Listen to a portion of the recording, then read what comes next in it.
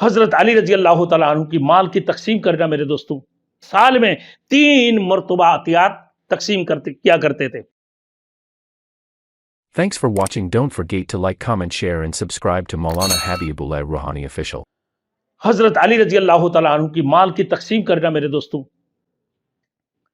حضرت علی رضی اللہ تعالیٰ عنہ سے روایت ہے کہ انہوں نے ایک سال میں 3 مرتبہ عطیات تقسیم کیا کرتے تھے۔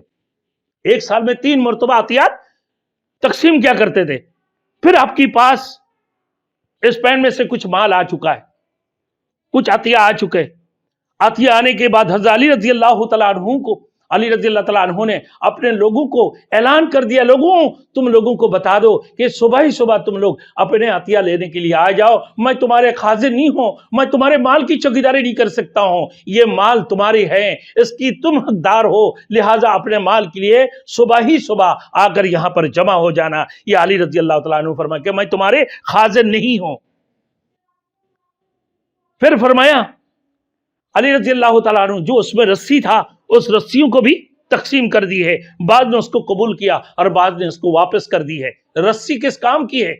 کہنے لگا بھائی رسی سے آپ کیا کریں گے؟ حضرت علی رضی اللہ تعالیٰ کہ تم اس کی حقدار ہو، یہ تمہاری حصہ میں آیا، تم اس کو قبول کرو یا نہ کرو، قبول کرو یا پھینک دو، یہ تمہاری اپنی مرضی ہے، لیکن ہماری حق بنتے ہیں ہم امیر المؤمنین کی حیثیت سے کہ میں تمہیں یہ تقسیم کر دوں، یہ تمہاری حق ہے۔